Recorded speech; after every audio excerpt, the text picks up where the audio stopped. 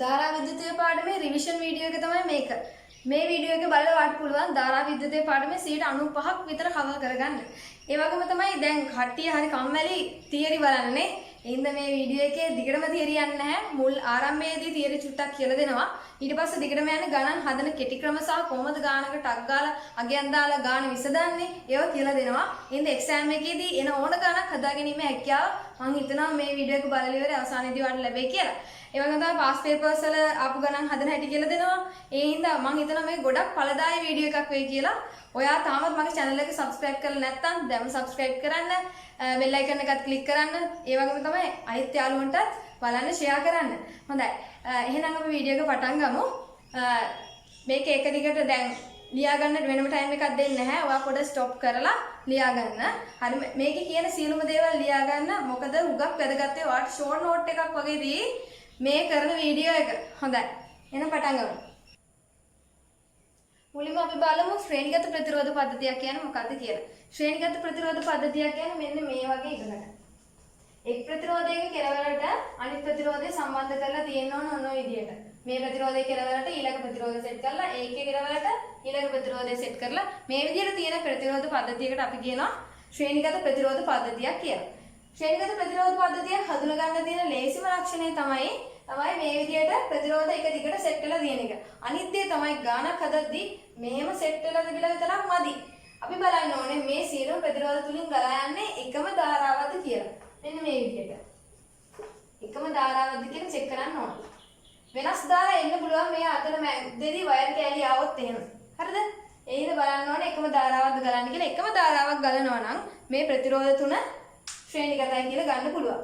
එතකොට මේ දැන් ප්‍රතිරෝධයකගේ මම ගන්න මෙතන ප්‍රතිරෝධයගේ මෙතන R1 මෙයාගේ R2 මෙයාගේ R3 කියලා. හරි? එතකොට ශ්‍රේණිගත ප්‍රතිරෝධ පද්ධතියක සමග ප්‍රතිරෝධයගේ ගන්නදී මෙතන සමග ප්‍රතිරෝධය සදා කැපිටල් R කියන එක තමයි අපි සාමාන්‍යයෙන් පාවිච්චි කරන්නේ. ඔයා විශේෂයෙන් හඳුන්වා දීමක් කරන්න අවශ්‍ය නැහැ. කැපිටල් R කියන්නේ සමග ප්‍රතිරෝධය කියලා එක්සෑම් එකේදී. එතකොට R කියගේ සමාන වෙන්නේ මොකටද? R1 ධන R2 ධන R3 එකට. හරි.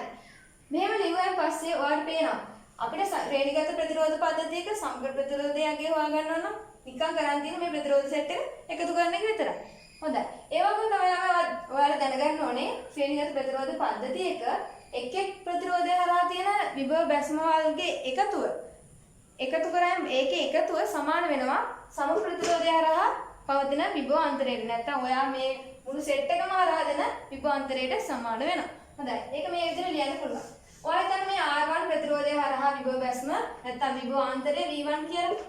ඊට පස්සේ R2 හරහා විභව අන්තරය V2 කියලා ගන්න. ඊට පස්සේ R3 හරහා විභව අන්තරය V3 කියලා ගන්න. එතකොට ඔයා මුළු විභව අන්තරය සදා ප්‍රකාශනය ලියුවොත් එහෙම මේ කැපිටල් V කියන්නේ මුළු විභව අන්තරය. එතකොට V එක සමාන වෙනවා V1 ධන V2 ධන V3 එකට. මේවා කොටු කරගන්න. අර කලින් මම ලියුව R සමාන R1 ධන R2 ධන R3 කියන එකත් කොටු කරගන්න. එහෙම නැත්නම් තව ඕනතරම් ප්‍රතිරෝධ තියෙන්න පුළුවන්. එතකොට ඔයාලට කරන්න තියෙන්නේ අර R1 R සමාන R1 ධන R2 ධන එහෙම එකතු කරගෙන ලියාගෙන යන්න. හරි? හොඳයි. ඊට පස්සේ අපි බලමු මොකද්ද සමාන්තරගත ප්‍රතිරෝධ පද්ධතිය කියන්නේ කියලා. සමාන්තරගත ප්‍රතිරෝධ පද්ධතියක ප්‍රතිරෝධ වල දෙකරවල තමයි එකිනෙකට පාස් වෙලා තියෙන්නේ. මම දැන් සමාන්තරගත ප්‍රතිරෝධ පද්ධතියක් ගන්නවා ප්‍රතිරෝධ තුනකින් සමන්විත වෙන. මෙන්න මේ ආකාරයක.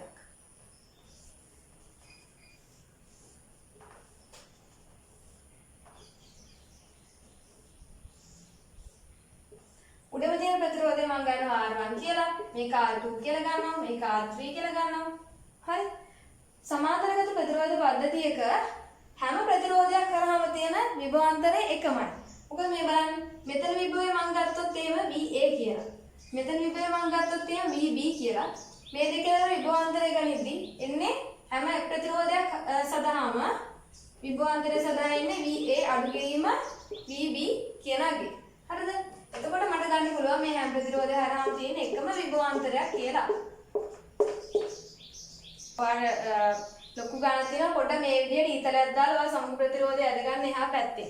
එහා පැත්තෙන් ඇදලා ඊට පස්සේ ගාන සුළු කරගෙන යන්න try කරන්න. එතකොට මම මෙතනදී ගන්න සමග ප්‍රතිරෝධයගේ කැපිටල් R කියලා. එතකොට මට මේ R එක ලියා ගන්න පුළුවන් මෙන්න මේ ආකාරයෙන්. එකයට R සමානයි එකයට R1 ධන එකයට R2 ධන එකයට R3 කියලා. දැන් අපි බලමු සමාන විශාලත්වයෙන් යුතු ප්‍රතිරෝධ සෙට් එක සමාන්තරගතව තියෙද්දි ඒවල සමග ප්‍රතිරෝධය වඩන්න කොහොමද කියලා. දැන් මම මෙතනදී සමාන විශාලත්වය සහිත ප්‍රතිරෝධ තුනක් කරන් තියෙනවා. මම දැන් යන්නේ ඒකේ සමග ප්‍රතිරෝධය හොයන්න. එතකොට මම ලියනවා එකයට R සමානයි එකයට R නෝට් එකතු කිරීම එකයට R නෝට් ධන එකයට R නෝට් කියලා. හරි. මේ සෙට් එක එකතු කරගත්තන් පස්සේ මට මෙතන එනවා 3 බෙදීම R නෝට් එක සමානයි එකයට R කියලා. දැන් මට අවශ්‍ය සමග ප්‍රතිරෝධය හොයාගන්න. එතකොට R එක උක්ත කරන්න. R සමානයි එතකොට R නෝට් බෙදීම 3යි. හොඳයි. මම මේ ගත්තේ ප්‍රතිරෝධ 3ක් විතරක් තියෙන අවස්ථාවක්.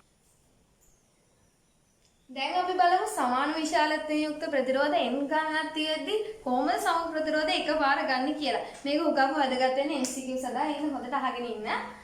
ඔයා හිතන්න R නෝට් ප්‍රතිරෝධ n සංඛ්‍යාවක් තියෙනවා කියලා.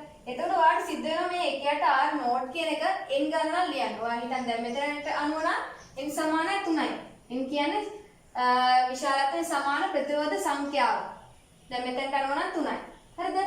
එතකොට දැන් ඔයා මෙතන එකයට R නෝට් ඒවා 3ක් එකතු කරලා තියෙනවා. ඒ කියන්නේ මේ එකයට R නෝට් කියන එක 3 පාරක් ලියලා තියෙනවා. හරිද? එහෙනම් අපිට පොදු සමීකරණයක් ගන්න පුළුවන්. එකම විශාලත්වයේ ප්‍රතිරෝධ සෙට් එකක් සමාන්තරගතව තියෙද්දි මෙන්න මේ ආකාරයේ මම ගන්න ප්‍රකාශනයක්. එතකොට මට එකයට R කියන එක ලියන්න පුළුවන්. එකයට R නෝට් වාරයක් n විදිහට. ඇයි ඉතින් ඔයා ප්‍රතිරෝධය 3ක් තියෙද්දි මේක 3 පාරක් ලියනවා. ප්‍රතිරෝධ 4ක් තිබ්බොත් ඔයා 4 පාරක් ලියයි මේක. එතකොට මේක දැන් ප්‍රතිරෝධ 4ක් තිබ්බොත් මේ ගුණ වෙන්නේ කීයද? එකයට R නෝට් එක 4ෙන් ගුණ වෙන්නේ. හරිද? හොඳයි. එතකොට මට මෙන්න මේ විදිහට ප්‍රකාශනයක් ගන්න පුළුවන් R සමානයි R නෝට් බෙදීම සිම්පල් n කියලා. මේක ලියාගෙන කොටු කරගන්න. හරිම වැදගත් MCQ සඳහා. හොඳයි. දැන් කියලා දෙන්න යන්නේ n ඕම් මේවා n ගණනක් තිබ්බොත් එහෙම කොහොමද විසඳගන්නේ කියලා. n ඕම් මේවා n ගණනක්. ඒකෙන් මම අදහස් කරේ 5 ඕම් මේවා 5ක්. අන්න ඒ විදිහට. n ඕම් මේවා දැන් n කියන්නේ මොකද්ද?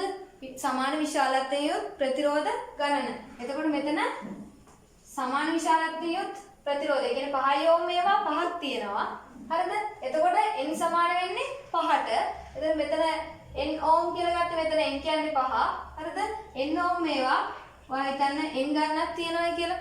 හරි? අන්න එතකොට කොහොමද සමග ප්‍රතිරෝධය හොයන්නේ කියලා බලමු. n ඕම් ගණන n ඕම් මේවා n ගණනක් තියෙද්දි සමග ප්‍රතිරෝධය සඳහා එන්නේ ඕම් 1යි. ඒක ගන්න මෙහෙමයි. අර කලින් මම කියලා දීපු සමීකරණය R සමානයි R නෝට් බෙදීම සිම්පල් n කියන එක. ඔයා උඩට දාන්න එක් ප්‍රතිරෝධයක අගය. එක් ප්‍රතිරෝධයක අගය කීයද? n ඕම්. ඒක බෙදන්න සමාන විශාලත්වයෙන් ප්‍රතිරෝධ ගණන. ඒ කියන්නේ සිම්පල් n ගේ. මේ බලන්න n ට n ලස්සනට කැපිලා යනවා. එතන උත්තරය කීයද? 1 ඕම්. මේ ආශ්‍රයෙන් ගානක් හදන හැටි කියලා දෙන්න. මුලින්ම මෙන්න මේක සලකන්න. මේ මම මෙන්න මෙතන උඩ ලියුව එක 5 ඕම් මේවා 5ක් තියෙනවා. අපි බලමු ඒකේ සමග ප්‍රතිරෝධය කීයක් එනවද කියලා. හැබැයි මේක ඇප්ලයි වෙන්නේ ප්‍රතිරෝධ පද්ධතිය සමාන්තරගත එකක් විදිහට තියෙන වෙලාවෙදී විතරයි. හරිද? ශ්‍රේණිගත තියෙද්දි මේක ඇප්ලයි වෙන්නේ නැහැ. තව චුට්ටි දෙයක් කියලා දෙන්න. දැන් ළමයිට හරි ප්‍රශ්නයක් තියෙනවා මෙන්න මෙතන කෑලි කීයක් දානවද කියලා. ඕක හිතේ තින්න එපා. ඒක නිකන් මෙහෙම කෑලි කීපයක් දාලා මෙහෙම කරලා නිකන් ඒක අපිට කවුරුත් අපි අහන්නේ ඔයා මෙතන කෑලි කීයක් දාලා තියනවද? කෑලි 3ක් දැම්මොත් වැරදි 4ක් දැම්මොත් වැරදි. එහෙම කියලා කියන්නේ නැහැ. නිකන් මේ පොඩි අර උඩට පහළට යන මෙහෙම දැඩි වගේ තියෙන පොඩි කෑල්ලක් දාලා ඊට පස්සේ ප්‍රතිරෝධයෙන් දැම්ම හරි. ඒක ගැන වැඩි හිතන්න එපා. හරිද? හොඳයි. ළමයිට ඒවත් එක්තරා සමහර කට්ටියට ඒවත් ප්‍රශ්න. අර ඒ ලෙවල් වලදී ඒක බලන්නේ ඔයා ගානට ලස්සනට ඇදලාද? ඒව බලන්නේ නැහැ. කොහොමද මෙන්න මෙහෙම කරලා දෙන මෙහෙම තිබ්බොත් ඇති යාලට. හරි? හොඳයි. දැන් මම කිව්වා මෙන්න මේක බලමු. 5 ඕම් මේවා 5ක් සමාන්තරගතව තියෙද්දි ඒ සෙට් එකේ සමග ප්‍රතිරෝධය අගය. එතකොට R සමානයි 5 ඕම් මේවා 5ක්. හරිද? එතකොට පාට පහ කැපිලා ගිහිල්ලා ඕම් එක එනවා. ඒ බලන්න. සමාන වුණානේ. ඒ වගේ 6 ඕම් මේවා 6ක් තිබ්බත් සමග ප්‍රතිරෝධයගේ ඕම් 1යි. 7 ඕම් මේවා 7ක් තිබ්බත් ඒ සමග ප්‍රතිරෝධය ඕම් 1යි. දැන් ඒක ඇත්තටම වැදගත් වෙන MCQ වලදී හොඳ අපි ගානක් හදමු. එතකොට ඔයාලට මේක හුඟක් තේරෙයි.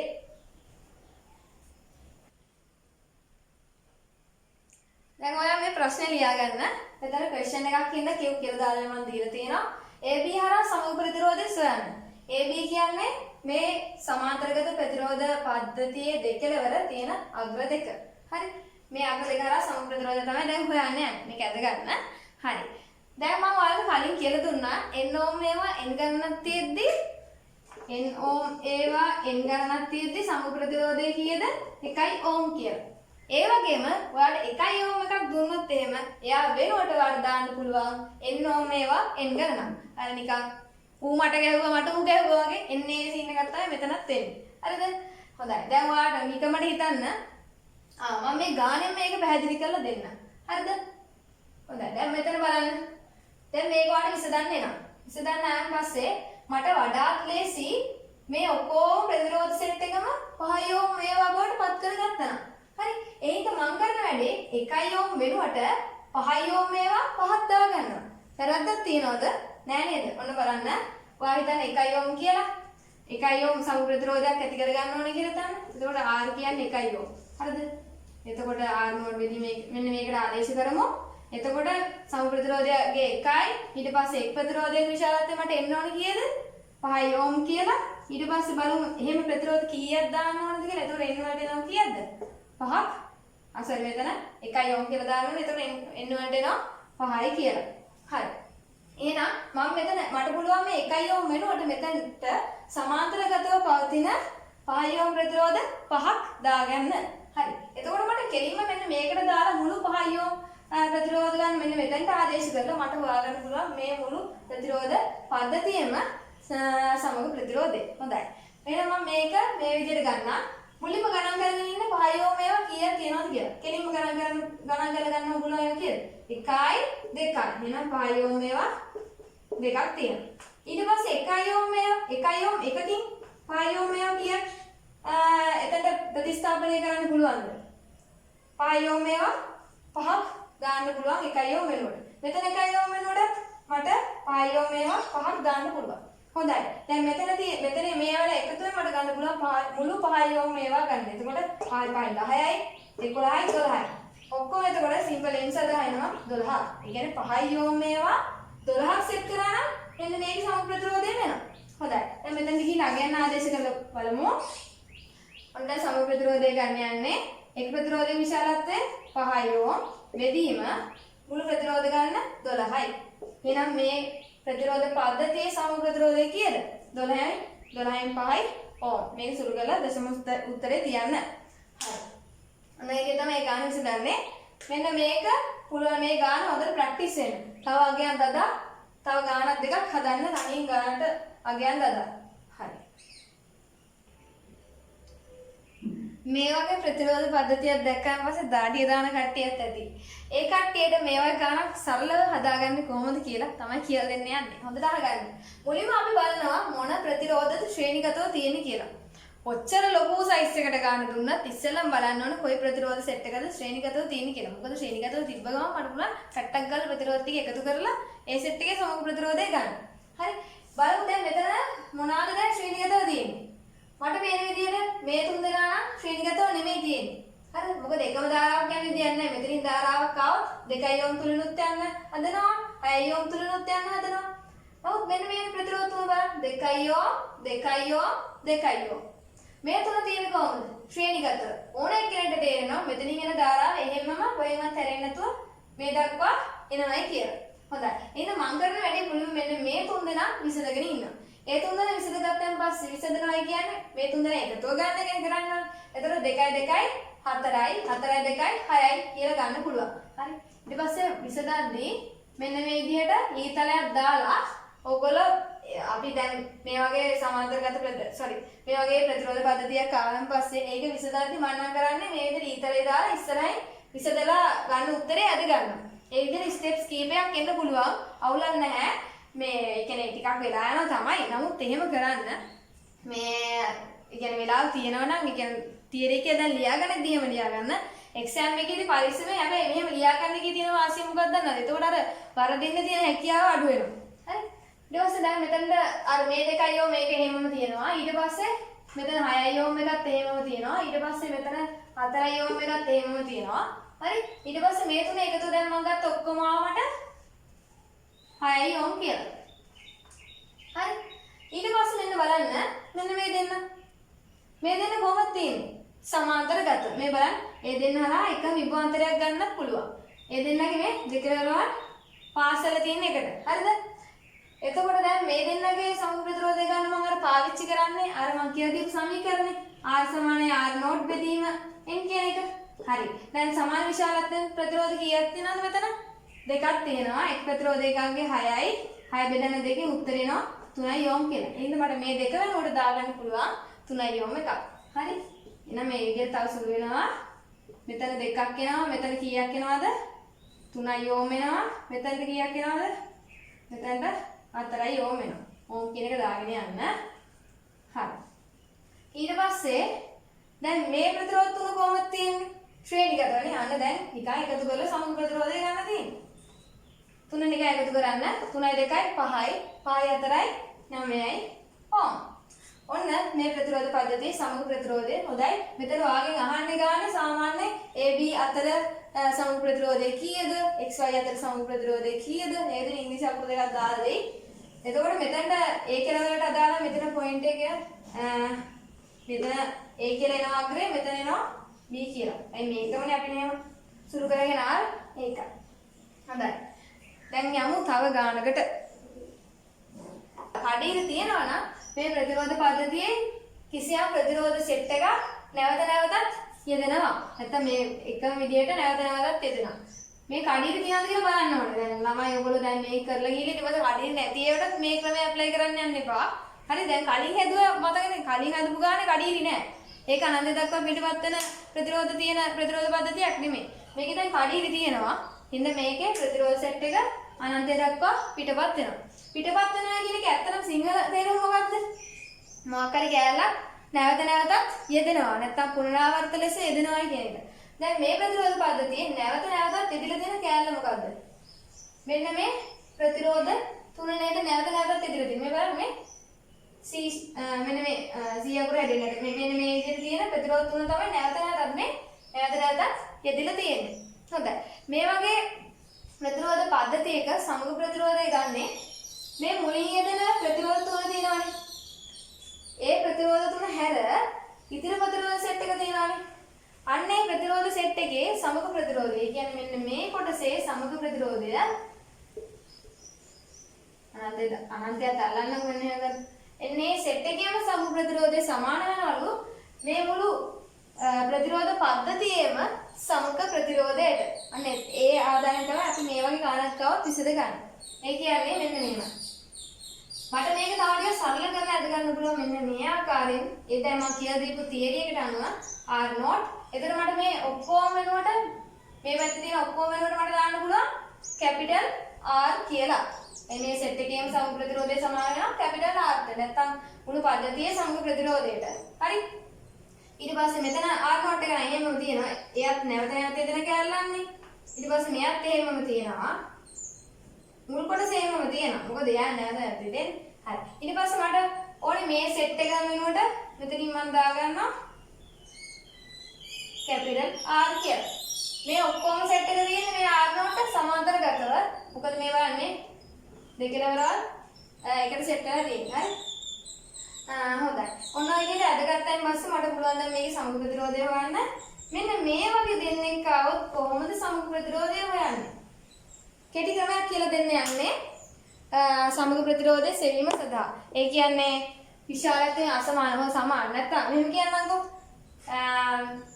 ප්‍රතිරෝධ දෙකක් විතරක් සමාන්තරගතව තියෙද්දි ඒ දෙන්නගේ සමග ප්‍රතිරෝධය හොයන විදිහ තමයි දැන් කියලා දෙන්න යන්නේ. හොඳට අහගන්න මේක වැදගත් MCQ ටක් ගාලා විසඳ ගන්න. MCQ නෙමෙයි ඕනම ලොකු ප්‍රශ්නයක් මොකක්ද හරිද? හොඳයි. ඔයා හිතන්නේ මෙන්න මේ වගේ අවස්ථාවක්. දැන් මම ගන්නවා R1 R2 කියලා ප්‍රතිරෝධ දෙකක්. හරි. දැන් මම ඔයාලට කියනවා මේකේ සම ප්‍රතිරෝධය හොයන්න කියලා. හරි. දැන් ඔයගොල්ලෝ මේ සිස්ටම් එක අවසානයේදී මම ගන්න යන සමීකරණ දන්නේ නැති කියන මෙන්න මෙහෙම හදන්නේ. එකයට R සමානයි, එකයට R1 ධන, එකයට R2 කියලා ළමයා ලියනවා. ඊට පස්සේ එයා මේක සුළු කරනවා. එතකොට එයාට එනවා R1 ධන R2 බෙදීම R1 R2 සමාන වෙනවා එකයට R කියලා. එතකොට එයා ගන්න එකයට R සමානයි R1 R2 බෙදීම R1 ධන R2 කියලා. හරි. දැන් මේ බලන්න මේ අවසානයේට ආපු සමීකරණය. අවසානයේට ආපු සමීකරණය මොකද්ද? R සමාන R1 R2 බෙදීම R1 ධන R2. එතකොට දැන් බලන්න උඩ තියෙන්නේ ප්‍රතිරෝධ දෙකේ ගුණිතය. යට තියෙන්නේ ප්‍රතිරෝධ දෙකේ ඓක්‍ය නැත්නම් එකතුව. එතකොට මේක MCQ එකට යොදා ගන්න පුළුවන්. අපි කෙලින්ම මොකක් හරි ප්‍රතිරෝධ දෙකක් දීලා තියෙද්දි ඒවල සම ප්‍රතිරෝධය ගන්න ගුණිතය බෙදීම එකතුව කියන සංකල්පයට අනුව. හරි. එතකොට සම ප්‍රතිරෝධය ගනිද්දි ගුණිතය බෙදීම එකතුව ගන්න කෙලින්ම. මේක ඇප්ලයි කරලා ටක් ගාලා උත්තරේ ගන්න. ආයි මේ එකයට R1 කී එහෙම ලියලා ඉන්න එපා. අර විදිහට ගන්න. ඔයාලට මම දෙනවා මෙන්න මෙහෙම. ඔයාලට දෙනවා මම 2 ඕම් ප්‍රතිරෝධයකුයි 3 ඕම් ප්‍රතිරෝධයකුයි. එකපාරකට සම ප්‍රතිරෝධයගේ ගන්න හැටි කියන්නේ. හොඳයි අපි ගමු සම ප්‍රතිරෝධයගේ මුලින්ම ගන්න ගුණිතය. එතකොට දෙවාරයක් 3. හරි ඊට පස්සේ දෙන්නගේ එකතුව 3 2යි 5යි. හරි එතකොට ඔයාලට එන උත්තරේ 5න් 6යි කියලා. ඔන්න ඔක තමයි සමග ප්‍රතිරෝධය. හොඳයි. ඒ විදිහ වෙන මෙතනටත් ඇප්ලයි කරලා මේ දෙන්නගේ සම ප්‍රතිරෝධය හොයලා දෙන්න මට. එතකොට කොහොමද එන්නේ? මේ දෙන්නගේ සම ප්‍රතිරෝධය එතකොට මට ගන්න පුළුවන්. මේ R නෝට් එකේ ඉන්න පළවෙනි එඩින් එක. ඊපස්සේ මේ දෙන්නගේ සම ප්‍රතිරෝධය ගුණිතය බෙදීම එකතුව ගන්න. එතකොට R නෝට් මුණ කිරීම R බෙදීම R නෝට් ධන R කියලා එනවා. ඊට පස්සේ මෙතන R නෝට් එකේ එහෙමම තියෙනවා. හොඳයි. දැන් මට මේ ප්‍රතිරෝධ පද්ධතියම සම ප්‍රතිරෝධය ආරම්භ පෙන්නන්න. ඒක මම මෙතනින් ලියන්නම්. දැන් මට එනවා R සමානයි. මේ තුන මොකද? කොහොමද තියෙන්නේ? ශ්‍රේණිගතවනේ. නිකන් එකතු කරලා ගන්න. එතකොට R නෝට් එක දෙක එකතු කරාන් පස්සේ 2යි R නෝට් කියලා එනවා. ඒකට එකතු කරන්නේ මෙන්න මේ යගේ. R නෝට් R බෙදීම R නෝට් ධන R. ඔයාලට මේ වෙලාව අගයන් දෙයි.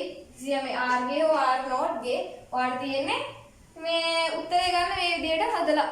හරි දැනගෙන ඉන්නම වෙච්ච කරුණ මොකද්ද? ඒක ඔන්න නෝට් එකක් දාලා ලියා ගන්න. මෙහිදී පුනරාවර්ත ලෙස යෙදෙන කොටස හැර ඉතිරි කොටසේ සමග ප්‍රතිරෝධය මුළු ප්‍රතිරෝධ පද්ධතියේම සමග ප්‍රතිරෝධයට සමානයයි සැලකේ. හරිද? එබැවින් සමග ප්‍රතිරෝධය ඉවස්කමායකට දාලා යට ගිහින් ලියා ගන්න. එබැවින් R සමානයි මෙන්න මේක වගේ ලබා ගන්න පුළුවන් කියලා. හරිද? හොඳයි. දැන් එතන ඒ කියනවා ඊට පස්සේ අපි ගානක් හදන්න. ඔන්න දැන් ගානක් දීලා තියෙනවා. මෙතන Q කියලා දාගෙන මේ ගාන හදන්න. වීඩියෝ එක පොඩ්ඩක් ස්ටොප් කරන්න, ගාන ලියා ගන්න, කණින් හදන්න try කරන්න. ඊට පස්සේ වීඩියෝ එක ප්ලේ වෙන්න දෙන්න. හරි? හොඳයි. අපි බලමු කොහොමද මේ ගාන හදන්නේ කියලා. මේ ගානේ මුලින්ම බලන්න මේක ඇත්තටම අනන්ත දක්වා පිටපත් වෙන ප්‍රතිරෝධ සහිත ප්‍රතිරෝධ පද්ධතියක්ද? ඔව්. කොහොමද මම ඒක හොයාගත්තේ? මේ බලන්න ප්‍රතිරෝධ පද්ධතිය කෙලවර මේ විදිහට හඩියට තියෙනවා. එහෙනම් මේක අනන්තය දක්වා පිටපත් වෙන જાති එකක්. හොඳයි. මේකෙන් නැවත නැවතත් යෙදෙන කොටස මොකද්ද? බොහෝ විට මේ ආරම්භ කොටස තමයි එහෙම යෙදෙන්නේ. 4 ඕම් සහ 3 ඕම්. මේ කෑල්ල නැවත නැවතත් යෙදිලා තියෙනවා. හරිද? දැන් බය වෙන්න එපා. මෙන්න මෙතන ප්‍රතිරෝධයක් නැහැ. මේක කියලා බය වෙන්න එපා. එතන ප්‍රතිරෝධයක් නැහැ. නිකන් කම්බි කෑල්ලක් තියෙනවා. හරි. හොඳයි. දැන් අර මම කිව්ව තියරේට අනුව කොහොමද මම මේක සුළු කරලා ඇදගන්නේ? මම 4 ඕම් එක එහෙම ලියා ගන්නවා. ආයි තව කෙනෙක් ඉන්නවා එයාත් එහෙමයි 3 ඕම්. මේ කැල එහෙම. ඊට පස්සේ මම මේ මුළු සෙට් එකේම සමග ප්‍රතිරෝධය පද්ධතියේ සමග ප්‍රතිරෝධයට සමානයි කියලා ගන්නවා. මම පද්ධතියේ සමග ප්‍රතිරෝධය කැපිටල් R කියලා ගන්නවා. හරිද? එතකොට මම මෙතනින් ඒක දා ගන්නවා. මේ විදිහට කැපිටල් R කියලා. හොඳයි. දැන් ලියමු මේකේ සමග ප්‍රතිරෝධය සදා ප්‍රකාශනයේ. හරි? එතකොට කැපිටල් R සමානයි පද්ධතියේ සමග ප්‍රතිරෝධය සමානයි 4 එකතු කිරීම මෙන්න මේ දෙන්නගේ සමග ප්‍රතිරෝධය. ගන්න අර ගුණිතය බෙදීම එකතු එන්නේ එකකින් ගන්න මේක. එතකොට 3 වාරයක් R එන බෙදීම 3 ධන R. හරි දැන් මේක විසඳන්න තියෙන්නේ. ඉතින් උත්තරය ගමු බලන්න. එතකොට මේක විසඳද්දී ආර කියමු තියෙනවා. මෙතන 4 3 12 ධන මෙතන 4යි r ධන 3යි r කියලනවා. ඊට පස්සේ මේක බෙදීම 3 ධන r කියලනවා. හරි. ඊට පස්සේ මේ කොටසෙන් මේ ගුණ කරන්න. එතකොට එනවා r වාරයක් 3 ධන r සමානයි මේ ටික සුළු කරගන්න පුළුවන් 12 ධන 7යි r කියලා. හොඳයි. ඊට පස්සේ සාතුරට සුළු කරගමු. මෙතන ඊට පස්සේ වරහන් තුල තියෙන එක ගුණ කරන්න. එතකොට 3යි r එකතු කිරීම r වර්ගය සමානයි මේ වගේ 12 ධන 7යි r. හරි. ඊට පස්සේ මම මේක ත්‍රිපද වර්ගජ ප්‍රකාශනයක් බවට පත් කරගන්න යන්නේ. එතකොට මට වඩාත් වාසි r වර්ගය ගණන. එතකොට මම r වර්ගයේ තියෙන පැත්තට අනිත් සෙට් එක ගන්නවා. r වර්ගය ඊට පස්සේ 7i r එක මේ පැත්තට ගනිද්දී ඍණ 7i r වෙනවා. එතකොට 3i r ගෙන් ඍණ 7i r ගියාම උත්තරේ කීයද? ඍණ 4i r. ඊට පස්සේ ඒකට එකතු කරන්න එකතු කරන්නේ නෙමෙයි. 12 මේ පැත්තට එද්දි අඩු කිරීමක් විදිහට තමයි ලියන්නේ. එතකොට ඍණ 12 සමානයි බිඳුව. ඔන්න දැන් අපිට හම්බෙලා තියෙනවා ත්‍රිපද වර්ගජ ප්‍රකාශනයක්. අපි දැන් මේක විසඳමු. හොඳයි. මේ වගේ එකක් විසඳද්දි කොහොමද මේ පොඩි කාලේ මම කරලා තියෙනවානේ. හරි. එතකොට r වර්ගය 12න් ගුණ කරන්න ඍණ 12න් ගුණ කරාම ඍණ 12යි r වර්ගයක් එනවා. ඊට පස්සේ මම හදා ගන්න ඕනේ කීයක්ද? ඍණ 4ක්. ඍණ 4 හදා ගන්නම් 6 දෙකෙන් ගුණ කරොත් එහෙම මට හදා ගන්න පුළුවන් වගේ. ඊපස්සේ ඍණ 6 ධන දෙකෙන් ගුණ කරා නම් 12 ඍණ 12යි r වර්ගයක් එනවා. ඒ වගේම තමයි ඍණ 4ත් හදා ගන්න පුළුවන්. ඒ දෙන්න එකතු කරලා. එතකොට මෙතන එනවා r වර්ගය ඍණ 6යි r ධන 2යි r අඩු කිරීම 12 සමානයි බිඳුව කියලා. හරි. ඊට පස්සේ මම පොදුපද එළියට ගමු. r කියන එක එළියට ගන්න පුළුවන්. ඒතර ඇතුළේ ඉතිරි වෙනවා r ඍණ 6 කියලා. ඊට පස්සේ එකතු කිරීම මේ දෙන්නගේ පොදුපදේ 2. ඊට පස්සේ r අඩු කිරීම 6 කියලා සමානයි බිඳුව කියලා එනවා. බිඳුව ලියන්න ඊටවලි පොඩ්ඩක්. චුට්ටක් ඒක ඉරේස් කරලා ලියන්න. r අඩු කිරීම 6 සමානයි බිඳුව. හරි. ඊට පස්සේ ඔය යටින් ලියන්න ඕනේ. එතකොට අපිට එනවා r ඍණ 6 කාර්යයක් r ධන 2 සමානයි බිඳුව කියලා. ඊට පස්සේ අපිට ගන්න පුළුවන් r ඍණ 6 සමානයි බිඳුව හෝ r ධන 2 සමානයි බිඳුව කියලා. හරි. ඊට පස්සේ මෙතනින් එනවා r සමානයි ධන 6 හෝ r සමානයි ඍණ 2යි කියලා.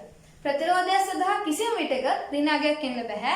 ඒ නිසා මෙතන ලියන්න ඕනේ r ඍණ අගයක් විය නොහැකි නිසා r ඍණ අගයක්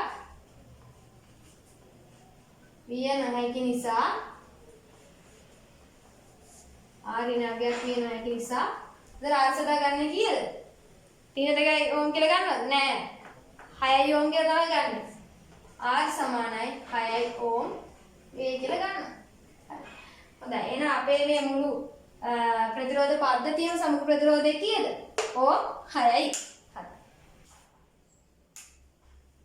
ශ්‍රේණිගත ප්‍රතිරෝධ පද්ධතියක් විභව විභේදයක් විදිහට ක්‍රියා කරන ආකාරය තමයි මේකෙන් කියලා දෙන්නේ. හොඳයි. ඔන්න දැන් මම ප්‍රතිරෝධ දෙකක් අරගෙන තියෙනවා. එකක් R1 අනිත් එකගේ R2. මේ මුළු ප්‍රතිරෝධ දෙක හරහාම තියෙන විභවාන්තරය තමයි අරන් තියෙන කැපිටල් V කියලා. ඒ ප්‍රතිරෝධ දෙක සෙට් කරලා තියෙනවා විදුද්ගාමක බලය කැපිටල් E සහ අභ්‍යන්තර ප්‍රතිරෝධය සිම්පල් R වන කෝෂයකට. හොඳයි. දැන් විභව විභේදකයක් විදිහට ක්‍රියා කරනවා. ඕකේ අතනම සිංහල තේරුම තමයි එයාගේ එක් ප්‍රතිරෝධය හරහා විභව බැස්මාල් ඇති වෙනවා කියන එක. නැත්තම් ඒ අර මුළු විභවාන්තරයම කැලි වලට කඩලා නැත්තම් බෙදලා දෙනවා කියන තේරුම තමයි ඒකෙන් කියවෙන්නේ. හරිද? එතකොට R1 ප්‍රතිරෝධය හරහා තියෙන විභවාන්තරය මම ගන්නවා V1 කියලා. ඊට පස්සේ R2 හරහා තියෙන විභවාන්තරය ගන්නවා V2 කියලා. හරි. ඔයාලා දන්නවා මේ මුළු විභවාන්තරය ඒ කියන්නේ V1 සමාන වෙනවා V1 ධන V2ට කියලා. හරි. මේ විභව විභේදකයක් විදියට ක්‍රියා කරන අවස්ථාවේදී හරිද? අපිට ඇත්තටම ගානේ අපිට අවශ්‍ය වෙන දේ තමයි එක V1 හොයාගන්න එක නැත්නම් V2 හොයාගන්න එක. ඒක එකපාර සමීකරණයකින් කොහොමද හොයාගන්නේ කියලා තමයි දැන් කියලා දෙන්න යන්නේ මම. හොඳයි. මුලින්ම මම මේකේ සමග ප්‍රතිරෝධය මේ පැත්තෙන් අද ගන්නවා. හරිද? සමග ප්‍රතිරෝධය ඇඳොත් මේ විදිහට අද ගන්න පුළුවන් කැපිටල් R යාගේ එහා තියෙන මුළු විභවාන්තරය කැපිටල් V. මෙතනින් I ධාරාව කියනවා. මේ I ධාරාව මේ ප්‍රතිරෝධ දෙක තුලින්ම එහෙම වෙනසක් නැතුව ගන්නවා. එතන මෙයා තුලිනුත් ගලන්නේ එම I ධාරාවමයි. ඒක ලිකවට මාක් කරගත්තා. හරි. ඊට පස්සේ මම ගන්න සමග ප්‍රතිරෝධයගේ ඇත්තනම් කීය සමග ප්‍රතිරෝධයගේ R1 ධන R2. හරි. ඊට පස්සේ මම සමග ප්‍රතිරෝධය සලකලා V සමාන IR දාන්න. දැන් මම මෙතන ලියන්න ඕන මුලින්ම සමග ප්‍රතිරෝධය සලකා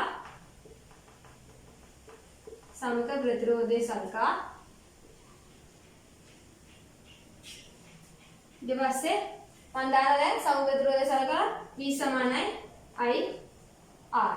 හරිද? හොඳයි. දැන් එතකොට සමග ප්‍රතිරෝධය හරහා තියෙන විභවාන්තරය කීයද?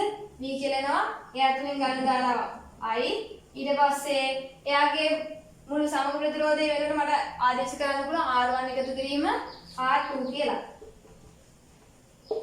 ඇත්තටම මම යන්න කලින් කිව්වා වගේ V1 එහෙම නැත්නම් V2 එක කෙලින්ම ගන්න ප්‍රකාශනයක් පොඩ්ඩක් ගන්න. හරිද? ඊට පස්සේ මට හොයාගන්න ඕනේ කියලා හිතන්න V1 එක එකපාර හොයාගන්න ඕනේ. හරිද? ඒකට මම මුලින්ම කරන්නේ R1 ප්‍රතිරෝධය සලකලා V සමාන IR දාන නැවතත්. එතකොට R1 සලකලා මම දාන V සමානයි IR. හොඳයි. R1 හරහා විභවාන්තරය කොච්චරක්ද? ඒක එනවා V1 කියලා. හරි. ඒ අතරින් ගන්නන්නේ අරයි ධාරාවමයි. ඊට පස්සේ යාගේ ප්‍රතිරෝධයගේ R1. ඊට පස්සේ මම මෙන්න මෙතනින් බලන්න මට අතන I වෙනුවට ප්‍රතිරෝධ සහ මෙතන මුළු විභවාන්තරයේ තියෙන ප්‍රකාශන ආදේශ කරන්න පුළුවන්. හරිද? එතකොට මම මෙතනින් I කියන උත්තර කරගන්න. එතකොට V බෙදීම R1 ධන R2 කියලා එනවා. මේක ගිහිල්ලා අතන I වෙනුවට ආදේශ කරන්න. එතකොට මෙතන දෙනවා V බෙදීම R1 ධන R2 කියලා. ඊට ගුණ කිරීම මෙතන R1 කියලා එනවා. හොඳයි. දැන් බලන්න මට මේ ඔයා මෙන්න මේක කොටු කරගන්න. මේ විදිහට ප්‍රතිරෝධ දෙකක් ශ්‍රේණිගතව තියෙද්දි හැබැයි මේක ශ්‍රේණිගතව තියෙද්දි විතරක් නෙමෙයි ප්‍රතිරෝධ දෙකක් ශ්‍රේණිගතව තියෙද්දි විතරක් නෙමෙයි ප්‍රතිරෝධ ඕන සංඛ්‍යාවක් ගන්න ශ්‍රේණිගතව තියෙන මේ සමීකරණය ඇප්ලයි කරන්න පුළුවන්. ඔයාට හිතන්න වට R3 කියලා ප්‍රතිරෝධයක් එනවා කියලා. ඔයා එතකොට මෙන්න මෙතනට එකතු කිරීම R3 කියලා දාන්න විතරයි තියෙනවා. හරි? දැන් මේ අවස්ථාවේදී ඔන්න බලන්න ඇවිල්ලා තියෙන විදිහ මට ඕනේ R1 ප්‍රතිරෝධය හරහා විභවාන්තරය හොයාගන්න. එතකොට මම ගන්නවා මුළු විභවාන්තරය ඊට පස්සේ මම ගුණ කරන එම ප්‍රතිරෝධයගෙන් ඒ කියන්නේ R1 ගෙන් ඊට පස්සේ ඒක බෙදෙනවා සමග ප්‍රතිරෝධයෙන් නැත්නම් මේ ප්‍රතිරෝධ දෙකේ එකතු වෙන. හොඳයි. මට V2 සදා ප්‍රකාශනය කියන්න බලන්න කොහොමද ඕනේ කියලා. V2. හොඳයි. දැන් මේක බලන්න නේද කියන එක. මේක ඉතින් ඔයාලට කොහොමද පේනවනේ. හරි කවන්නේ. එතකොට ගත්තොත් එහෙම ප්‍රතිරෝධ දෙකම හරහා තියෙන මුළු විභවාන්තරය V ගුණ කරන්න එයාගේ ප්‍රතිරෝධය කීයද R2 බෙදන්න සමග ප්‍රතිරෝධයගෙන් R1 ධන R2 ගෙන්. ඔන්න දැන් ඔයාලට මේ සමීකරණය ආදාරයෙන් ගන්න පුළුවන් V2 ගේ අගය. හරි. හොඳයි. ඊට පස්සේ අපි ගානකට යමු. කොහොමද ඒක බලමු කොහොමද හදන්නේ කියලා. දැන් බලමු මෙතන 4 ඕම් ප්‍රතිරෝධය හරහා සහ 6 ඕම් ප්‍රතිරෝධය හරහා එන විභව බැස්මල් එකපාර ගන්න මේ සමීකරණේ පාවිච්චි කරලා. හොඳයි. 4 ඕම් හරහා තියෙන විභව අන්තරය මම ගන්න V1 කියලා. එතන 6 ඕම් හරහා තියෙන විභව අන්තරය V2 කියලා ගන්නවා. හරිද? දැන් ප්‍රශ්නයක් කරගන්න බෑ. දැන් කලින් තිබ්බේ මේ සෙට් එක සිරස්. දැන් මම මේ විදිහට තිරස් කරලා තියෙනවා. එහෙම කරයි කියලා සමීකරණ වෙනසක් වෙන්නේ නැහැ. අරගම තමයි. හරි? ඊට පස්සේ මම දැන් V1 එක එකපාර ගන්න යන්නේ අර සමීකරණ ආධාරයෙන්. ප්‍රතිරෝධ දෙකම හරහා තියෙන මුළු විභවාන්තරය කීයද? වෝල්ට් 100යි. V සදායින් එතකොට 100යි. ඊට පස්සේ එම ප්‍රතිරෝධයේ අගය V1 නම් R1 ප්‍රතිරෝධයේ අගය කීයද? 4යි. බෙදීම ඊට පස්සේ ප්‍රතිරෝධ දෙක එකතුව 6 7යි. උත්තරේ 10යි. එතකොට මේක සුළු කරාම පස්සේ උත්තරේ නම් 40යි වෝල්ට් කියලා. ඊට පස්සේ V2 එකත් ඒ ක්‍රමෙන් ගන්න මුළු විභවාන්තරය 100යි ගුණ කිරීම මේ ප්‍රතිරෝධයේ අගය 6යි. ඊට පස්සේ ප්‍රතිරෝධ දෙක එකතුව එතකොට එනවා 10ක් කියලා උත්තරේ එනවා 60යි වෝල්ට් කියලා. මේ බලන්න 40යි වෝල්ට් මෙතන දෙනවා කීයක්ද? 40යි වෝල්ට් මෙතන දෙනවා 60යි වෝල්ට් කියලා. 40යි වෝල්ට් එකතු කිරීම 60යි වෝල්ට් උත්තරේ කීයද? 100යි වෝල්ට්. එතකොට මෙන්න මේ ශ්‍රේණිගත ප්‍රතිරෝධ දෙක මොකක් විදිහට ක්‍රියා කරේ? විභව විභේදකයක් විදිහට ක්‍රියා කරේ. මේ මුළු විභවාන්තරය බෙදලා දුන්න මේ විදිහට 41ටයි 60කටයි. හරිද? හොඳයි. දැන් ළමයට දැන් මේ විදිහට නැවගත් v2 සමානයි මේක දාලා හොයන්න උවමනාවක් නැහැ. ළමයට කරන්න පුළුවන් 100න් 40ක් අඩු කරලා උත්තරය ගන්න මේ v2 විදිහට. හරි? මේවත් කරන්න පුළුවන්. හරි? හොඳයි. ඔන්න දැන් කියලා දෙන්න යන්නේ ශ්‍රේණිගත කෝෂ පද්ධතියක සමග ප්‍රතිරෝධය හොයන හැටි. දැන් ගානක් ඇසෙන් තමයි කියලා දෙන්නේ. හරි මුලින්ම ගාන ලියා ගන්න. මුලින්ම අපි මේ වගේ ගාන දුන්නාන් පස්සේ අපි මාක් කරගෙන ඉන්න ඕනේ එක් එක් කෝෂයේ මගින් ධාරා සපයන පැත්ත. හරිද? දැන් 4 වෝල්ට් කෝෂය ගත්තන් පස්සේ ඕනම කෝෂයකින් ධාරා සපයන්නේ එයාගේ ධනාග්‍රයෙන් තමයි ධාරා සපයන්නේ පරිපථයට. මම ඒක මේ විදිහට මාක් කර ගන්නවා. මෙයාගේ ධනාග්‍රයෙන් තමයි මේ විදිහට ධාරා සපයන්නේ. මෙයාගේ මේ පැත්තට මෙයාගේ මේ පැත්තට. ඔය විදිහට මුලින්ම මාක් කරගෙන ඉන්න ඕනේ. හරිද? හොඳයි. ශ්‍රේණිගත කෝෂ පද්ධතියක් ආවන් පස්සේ මේකේ සමක කෝෂයේ විදුද්ගාමක බලය. මේකෙන් සමක කෝෂය කියලා ගන්න. එයාගේ විදුද්ගාමක බලය මම ගන්නවා කැපිටල් E කියලා. සමක කෝෂයේ අභ්‍යන්තර ප්‍රතිරෝධය සිම්පල් R කියලා ගන්න. හරිද? එතකොට දැන් ශ්‍රේණිගත කෝෂ පද්ධතියේ සමක කෝෂයේ විදුද්ගාමක බලය ගන්නෙ නිකම් මේ කෝෂ දිගේ PG එකතුව මගින්. හරිද? එතකොට දැන් මෙතන නම් කෝෂ කීයක් තියෙනවද? 1යි 2යි 3යි 4ක් තියෙනවා. මම නිකමට ගන්න දැන් මෙතන 4යි වෝල්ට් සමානයි E1, මෙතන 1යි වෝල්ට් එක සමානයි E2, එතකොට 2යි වෝල්ට් එක සමානයි E3, ඊට පස්සේ 3යි වෝල්ට් එක සමානයි E4 කියලා ගන්නම්කෝ. ඒ එක එක කෝෂයේ විදුද්ගාමක බලය නොහම ගන්නවා. ඊට පස්සේ මම මෙන්න මේ එක එක අභ්‍යන්තර ප්‍රතිරෝධය මෙයාගේ E1 විදුද්ගාමක බලය තියෙන එක අභ්‍යන්තර ප්‍රතිරෝධය R1 කියලා ගන්නවා. මේක R2 කියලා ගන්නවා. මේක R3, මේක R4 ඔය ආදී වශයෙන් ගන්නවා. හරිද? දැන් මම මොකද්ද කිව්වේ?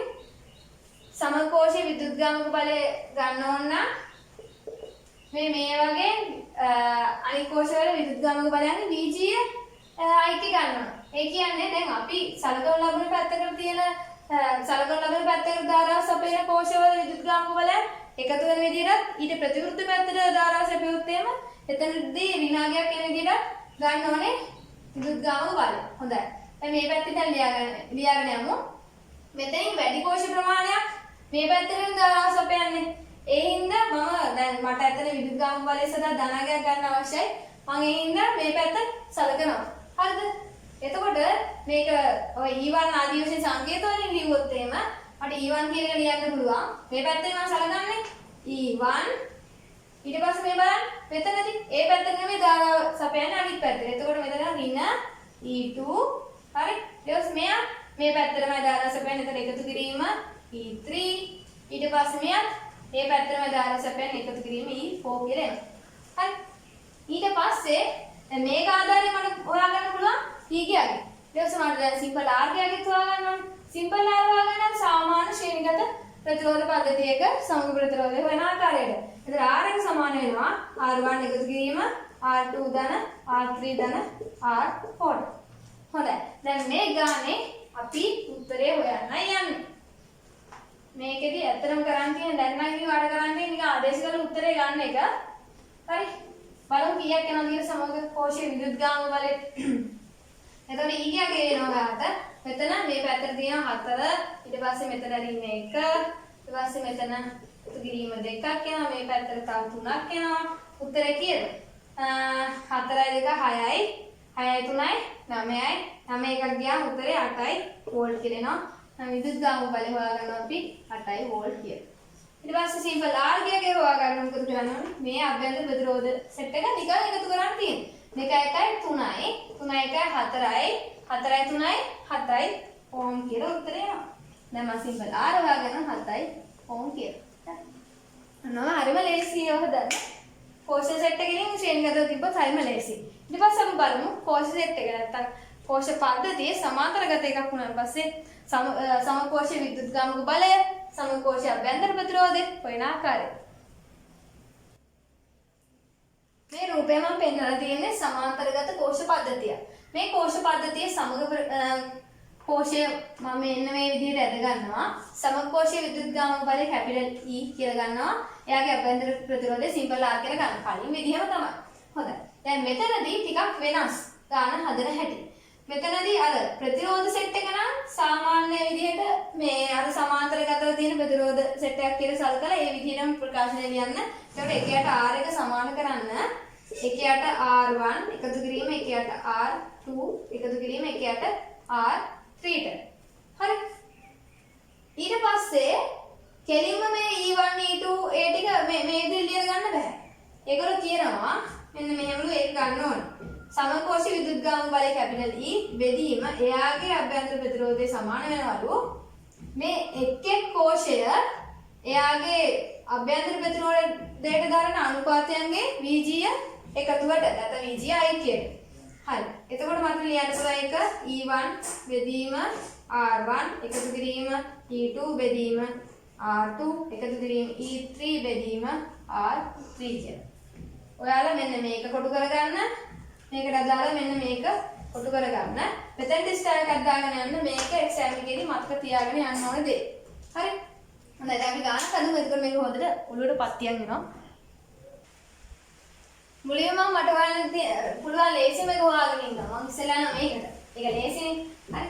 මුලින්ම මේක වලින්ම එතකොට E2 කියගේ මට පිළිම ගන්න පුළුවන් මේ ටික නිකන් එකතු කරගෙන ගිහිල්ලා. එතකොට එකම පැත්තේ හැම කෝෂයක් මගින්ම දාලා සපයන්නේ ඉන්න මට තේරුම් උත්තරේ එකතු කරලා ගන්න පුළුවන්. 3 1යි 4යි 4යි 6යි උත්තරේ 10යි බෝල්. කියනේද? හරිද? හොඳයි. මම මේක පොඩ්ඩක් අද ගන්නද මගේ සමකෝෂ දෙක මෙන්න මේ විදිහට. අන්න දැන් මෙන්න මේ විදිහට විසඳුවන් පස්සේ එන්නේ මෙන්න මේ විදිහ එකක්. E1 විදුද්ගාමක බලය මෙතන E2 මෙතන R1 R2. ඊට පස්සේ මම හොයාගන්න R2 ගියාගේ R2 නිකම්ම ඒක ගන්න පුළුවන් ප්‍රතිරෝධ ටික එකතු කරලා. එතකොට 4යි 2යි 6යි 6 2යි 8යි ඕ. ඊට පස්සේ වෙන මේක තමයි වැඩේ තියෙන්නේ. ඒ ගණිතී මුලින්ම මම ප්‍රතිරෝධ සෙට් එකේ සමග ප්‍රතිරෝධයගේ හොයලා ඉන්නා. එතකොට මෙතන බලන්න මේ 8යි ඕම් මේවා දෙකක් තියෙනවා. තව දෙයක් කියලා දෙන්න බැලුණා හරි. සමාන විශාලත්වයේ ප්‍රතිරෝධ දෙකක් තියෙද්දී ඒ දෙකේ සමග ප්‍රතිරෝධය විදිහට එන්නේ එක් ප්‍රතිරෝධයකගේ දෙකින් බෙදුවම වෙන ගාන. හරිද? ඒක මෙහෙමයි. දැන් R සමානයි R නෝට් බෙදීම එන්නේ අපි ඔකට දාන්නේ. හරි මේකට දාන්න. එතකොට එක් ප්‍රතිරෝධයකගේ මෙතන 8යි ප්‍රතිරෝධ ගන්න 2යි උත්තරේ 4 ඕම් කියලා. මේ 8 ඕම් ඒවා දෙකේ සමග ප්‍රතිරෝධය එනවා. එතකොට මොකක් හරි එක් ප්‍රතිරෝධයකගේ දෙකෙන් කෙලිම බෙදුවම පස්සේ උත්තරේ ගන්න ඕනේ. මේ සමාන විශාලත්වයේ ප්‍රතිරෝධ දෙකක් තිබ්බොත් එහෙම සමාන්තරගතව. හරි. දැන් මෙතනදී 8 ඕම් මේවා දෙකේ සම ප්‍රතිරෝධයක කීයද? එක් ප්‍රතිරෝධයකගේ දෙකෙන් බෙදන්න. කීයද උත්තරේ? 4යි ඕම්.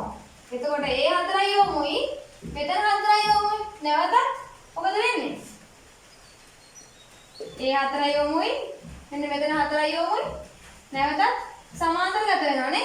අන්න එතකොට නැවතත් ගන්න ඕන මොකද? මොකද්ද? එක් ප්‍රතිරෝධයකගේ දෙකෙන් බෙදන්න. එතන 4 දෙකෙන් බෙදුවොත් උත්තරේ 2යි කියලා එනවා. R1 සමානයි 2යි ඕම් කියලා එනවා.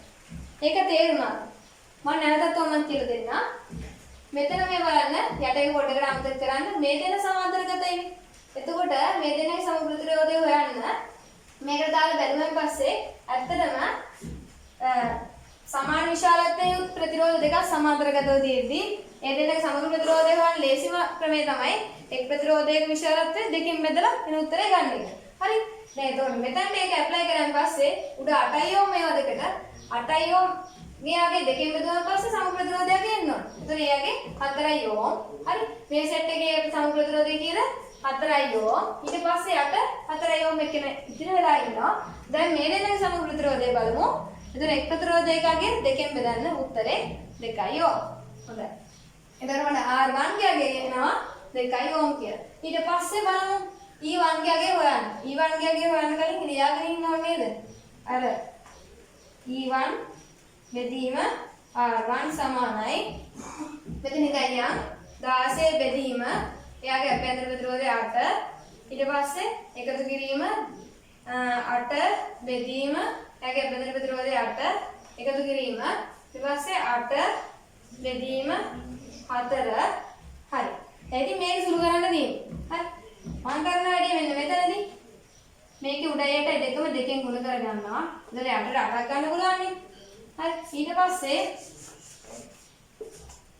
මට එනවා උඩ ඒවල සෙට් එක මට එකතු කරලා ඇති 16 වරක් 2 කීයක් එනවද 32ක් එනවා 32 8යි 40ක් එනවා එතකොට මෙතනට එනවා E1 බෙදීම R1 සමානයි 40 බෙදීම 8යි කියලා මේ මෙතන බස් උඩට 5ක් එනවා හොඳයි දැන් මට E1 එක හොයාගන්න පුළුවන් මම R1 ගියගේ දන්නවා එතන 5 වාරයක් R1 5 වාරයක් R1 ට එනගේ කියලා 2යි එතකොට ඒක එනවා E1 ගියගේ වෝල්ට් 10යි දැන් මේ විතරක් උත්තරේ දීලා හරියන්නේ නැහැ මුළු සමග ප්‍රතිරෝධය මුළු සමග ප්‍රතිරෝධයෙන් හොයන්න සෝරි මේ කෝෂ පද්ධතියේ සමග ප්‍රතිරෝධයෙන් හොයන්න ඕනේ ඇත්තටම සමග ප්‍රතිරෝධයේ විදියට ඉන්නේ මොකද්ද E total කියලා ගන්නකො මම E total එක සමානයි E1 එකතු කිරීම E2 කියලා එන්න ඕනේ එතකොට E1 කියන්නේ කීයද මම හොයාගත්ත 10යි අවසානයේ දක්වා හදලා තියන්න ඕනේ හරිද එයාගෙන්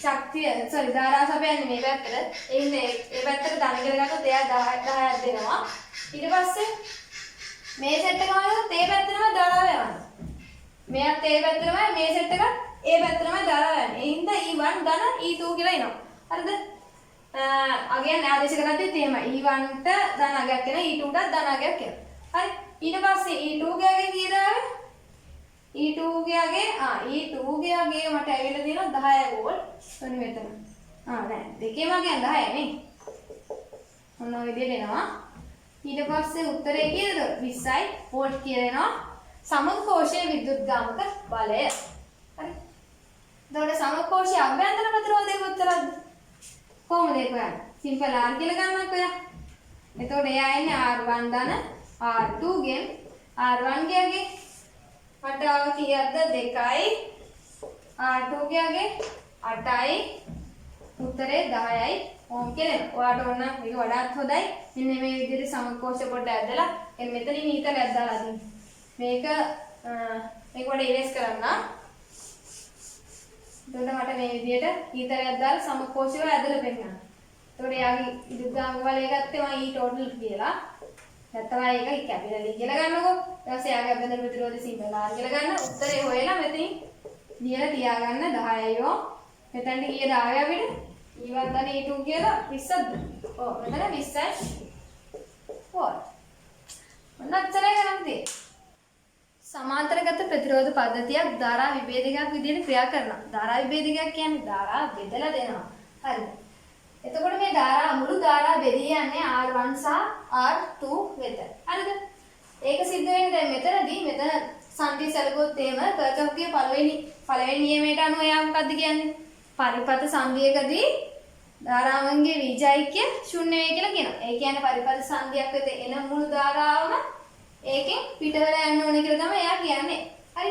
එතකොට I එක සමාන වෙන්න ඕනේ මොකටද? එන මුළු ධාරාව I එක ඊට පස්සේ ඒක සමාන වෙන්න ඕනේ පිට වෙලා යන මුළු ධාරාව. ඒ කියන්නේ I1 ධන I2 ට.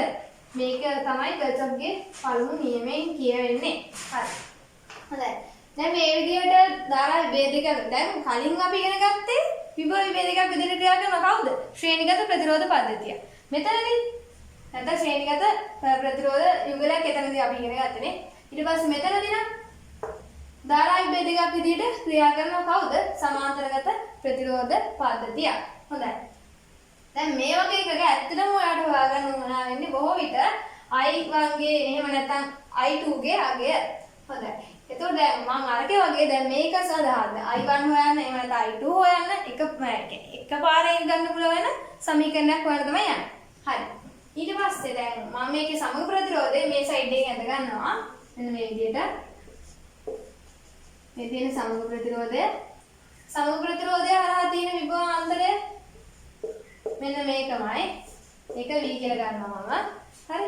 ඊට පස්සේ දැන් සමග ප්‍රතිරෝධය දැන් මෙතන නම් ප්‍රතිරෝධ දෙකයි තියෙන්නේ නේද? ප්‍රතිරෝධ දෙකක් තියෙද්දි මට සමග ප්‍රතිරෝධය එකපාර ලියා ගන්න පුළුවන් කොහොමද? මුලිතේ බෙදීම එකතු වෙන්නේ R1 R2 බෙදීම R1 ධන R2 කියලා ලියන්න පුළුවන්. හොඳයි. දැන් මම සමග ප්‍රතිරෝධය සලකා. සමග ප්‍රතිරෝධය සලකා මන් දානවා V සමානයි IR. හොඳයි. නම් බලන්න. එතකොට විභවාන්තරය එකමයි එන්නේ V එකමයි. ඊට පස්සේ ඒ හරහා ගලන ධාරාව සමග ප්‍රතිරෝධය හරහා අර මුළු ධාරාවම ගලන. ඒ කියන්නේ කැපිටල් I එකම ගලනවා. එතකොට මෙතනට I කියලා එනවා. ඊට පස්සේ එයාගේ සමුඛ ප්‍රතිරෝධය යගෙන මෙන්න මේක ආදේශ කරමු. එතකොට R1 R2 බෙදීම R1 ධන R2 කියලා. හරි. ඊට පස්සේ මම කරන වැඩේ මට දැන් හොයාගන්න ඕනේ I1 එහෙම නැත්නම් I2 නේ. මම ඕනේ දැන් හොයන්න යන්නේ I1 එක. හරිද? එතකොට I1 හොයද්දී මම විසමන IR දාන්න ඕනේ මොකටද? R1 ප්‍රතිරෝධයට. එතකොට මම දෙන්නේ R1 සලකා. මම දැන් V සමානයි IR දාන්න යනවා. හරි. R1 හරහා විභවාන්තරය අර විභවාන්තරයම තමයි සමුඛ ප්‍රතිරෝධය හරහා තියෙන විභවාන්තරයමයි.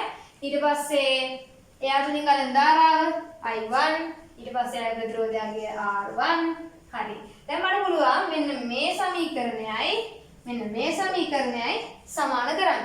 හොඳයි දැන් මම සමාන කරනවා I R1 R2 බෙදීම R1 ධන R2 ඒක සමාන වෙනවා I1 R1ට.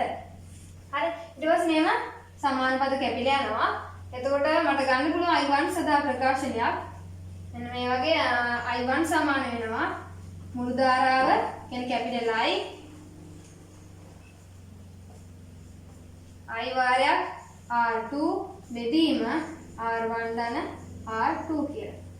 බලන්න මෙතනදී වෙලා තියෙන වැඩේ. දැන් මට ඕනේ R1 හරහා ගන්න ධාරාව හොයන්න නම් මම මුළු ධාරාව ගුණ කරන්න ඕනේ R1 ගෙන් නෙමෙයි. එයත් එක්ක ඉන්න අනිත් ප්‍රතිරෝධය අගෙන. ඒ කියන්නේ R2 ගෙන්. ඊට පස්සේ මම බෙදනවා ඒ දෙන්නගේ එකතුවෙන්. හරිද? දැන් මේ සමීකරණය මේක කොටු කරගන්න මේක ඇප්ලයි කරන්න පුළුවන් ප්‍රතිරෝධ දෙකක් සමාන්තරගතව තියෙද්දි විතරයි. හරිද? මොකද එතකොට අර ප්‍රතිරෝධ 3ක් 4ක් ආවන් පස්සේ මෙන්න මේක වෙනස් වෙනවා. හරිද? ඒ හින්දා මේක විශේෂ අවස්ථාවක්. ස්ටාර් එකක් දාලා ලියා ගන්න ප්‍රතිරෝධ දෙකක් සමාන්තරගතව ඇතුළතදී පමණි කියලා දාලා රෙඩ් පෙන් එකෙන් ලියාගෙන ඒකත් කොටු කරගන්න. හරි. හොඳයි. දැන් මට එන I2 එක හොයලා දෙන්න. I2 එක කොහොමද ලියන්නේ? I2 එක ලියන්න පුළුවන් මුළු ධාරාව මුණ කිරීම එයාගේ ප්‍රතිරෝධය නෙමෙයි. එයත් එක්කින අනිත් එක්කෙනාගේ ප්‍රතිරෝධය. කීයද? R1 බෙදීම ඒ දෙන්න එකතුව. එනේ R1 ධන R2. හරිම ලේසියි. මේ MCQ වලදී ඇප්ලයි කරන්න තියෙන ප්‍රශ්න නෑ. මොකට මතක තියාගන්න. හරිද? කරන්ට් එක සෙට්ුවා මතක හිටිනවා. 1986 ඒ ලෙවල් MCQ ප්‍රශ්නයක් තමයි මේ ගත්තේ අද. මේ 1900 බර ගණන් වල එකක් ගත්තේ ඔයාට කෝෂ නීතිය පිළිබඳ අවබෝධයක් ලබා දෙන්න. කෝෂ නීතිය කියන්නේ මොකක්ද කියලා කෙනෙක් වාගෙන් අහන්න පුළුවන්. කෝෂ නීතියෙන් කියන්නේ කෝෂයක විභවය වැඩි වන්නේ ධන පැත්තේ කියන එක. හරිද? එතකොට ඒක ඔළුවේ තියාගෙන මේක විසඳන්න ඕනේ. හොඳයි. මෙතනින් බලන්න මෙතනදී පරිපථය භූගත කරලා තියෙනවා. ඊට කලින් ගාන කියවන්න බැරුණා. රූපේහි 1.5 වෝල්ට් වේලි කෝෂ සැකස්මක් පෙන්වා ඇත. පෘථිවියට සාපේක්ෂව A සහ B ලක්ෂ දෙකෙහි විභව නිවැරදිව නිරූපණය කර ඇත්තේ මේ සඳහන් කුමන පේළියද කියලා අහලා තියෙනවා. MCQ ප්‍රශ්නයක්නේ. එතකොට හොඳයි අපි බලමු මුලින්ම මේ කියන්නේ පෘථිවියට සාපේක්ෂව A සහ B ලක්ෂ දෙකේ විභව නිවැරදිව නිරූපණය කරලා තියෙන්නේ කියලා අහනවා. මුලින්ම අපි A හා B ලක්ෂ වල විභවයන් සොයාගෙන ඉන්න ඕනේ. හරි. බලමු කොහොමද හොයාගන්නේ කියලා. මෙන්න මෙතනින් භූගත කරලා තියෙනවා. භූගත කරලා තියෙන ඕනම තැනක විභවය කීයක් වෙනවද? බිඳුවක් එනවා. එතකොට මෙතන විභවය මට දාගන්න පුළුවන් 0.5 වෝල්ට් කියලා. හරිද? දැන් මෙතන බිඳුවක් වුණාන් පස්සේ මේ කෝෂයේ විදුලියගාමක බලය තමයි මේ දීලා තියෙන 1.5 වෝල්ට් කියලා. කෝෂ නීතියට අනුව වැඩි විදුලියගාමක බලය වැඩි විභවයක් තියෙන කාටද? ධන පැත්තට. එතකොට මෙතන විභවය කීයක් එනවද? විභව අන්තරය එන්න ඕනේ විදුලියගාමක බලයට සමාන දෙයක්. අභ්‍යන්තර ප්‍රතිරෝධ ගැන මොනවාක්වත් සඳහන් නැහැ. ඉතින් කෝෂයේ දෙකල විභවාන්තරය ඒ විදුලියගාමක බලයට සමාන වෙනවා. හරි? එතකොට මෙතන බිඳුව නම් මෙතන විභවය බිඳුව නම් හරිද? මෙතන විභවය කීයක් එනවද? 1.5 වෝල්ට් එනවා. බලන්න එතකොට කෝෂයේ දෙකල විභවාන්තරය කොතරක් එනවද? 1.5 බිඳුවක් අඩු කරාම 1.5 වෝල්ට් වෙනවා. හරි? මෙතන 1.5 වෝල්ට් කියලා හොයාගත්තා. මෙතන දැන් මෙහෙම දිගටම තියෙන නිකන් කම්බිය. එහෙනම් මෙතන ඒට අදාළ විභවයක් තියෙන. මෙතනත් 1.5යි. එහෙනම් මෙතනත් කියන 1.5යි. හරිද? වෝල්ට් කියලා ඕනනම් දාගන්න. හරි. ඊට පස්සේ මම යනවා මේ පැත්තට. මෙතන විභවයත් 1.5 වෝල්ට්. හරි. කෝෂයේ විදුලියගාමක බලය 1.5 වෝල්ට් කියලා දීලා තියෙනවා. අභ්‍යන්තර ප්‍රතිරෝධය ගැන සඳහනක් නැහැ. එහෙනම් මෙයාගේ දෙකලවර විභවාන්තරයත් 1.5 වෝල්ට්මයි. හරි. එතකොට කෝෂ නීතියට අනුව මෙතන විභවය 1.5 වෝල්ට් වෙලා තියෙනවා. එහෙනම් මෙතන විභවය කීයක් එන්න ඕනද? මේ දෙකලවර විභවාන්තරය 1.5 වෝල්ට් වෙනවා. මෙතන විභවය බිඳුවක් වෙන්න ඕන. හරි. මෙතන විභවය බිඳුව නම් මෙතන විභවය කීයක් වෙන්න ඕනද කියලා බලමු. මේ බලන්න.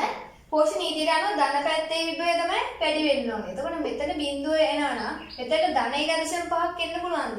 බැහැ. එහෙනම් මෙතෙන්ට එන්න ඕනේ ඍණ 1.5ක්. ඍණ 1.5. මේක හොයාගන්න අමාරුලා මෙට්ට මම මෙතන විභවය ගන්න x කියලා. හරිද? එතකොට දෙකලා විභවාන්තර එන්න ඕනේ කීයක්ද? යාගේ විදුලත් ගාමක බලයට සමාන අංගයක් 1.5 වෝල්ට් කියලා. එතකොට මෙතන විභවය එන්න ඕනේ කීයද? බිඳුව අඩු කිරීම. මෙතන විභවය මම දන්නේ නැහැ කියලා හිතමු. මේක සිම්පල් x කියලා ගමු. එතකොට x එනවා කීයද? ඍණ 1.5 වෝල්ට්. දැක්කද? හොඳයි. දැන් මේගොල්ලෝ අපෙන් අහන්නේ පෘථිවියට සාපේක්ෂව A සහ B ලක්ෂ්‍ය දෙකේ විභව නිවැරදිව නිරූපණය කර ඇත්තේ මේ සදන් කුමන පේළියද කියලා අහනවා. පෘථිවියට සාපේක්ෂ විභවයක් තමයි මෙතනදී ලැබෙන්නේ. මොකද මේ පරිපථය භූගත කරලා තියෙන්නේ. එහෙනම් පෘථිවියට සාපේක්ෂ විභවයක් හම්බෙන්නේ. එතකොට A පොයින්ට් එකේදී නැත්නම් A අග්‍රයේදී විභවය කොච්චරක් එනවද? 1.5 වෝල්ට් කියලා එනවා. ඊට පස්සේ B අග්‍රයේදී විභවය කොච්චරක් එනවද? ඍණ 1.5 වෝල්ට් කියලා එනවා. පෘථිවියට සාපේක්ෂ විභවය.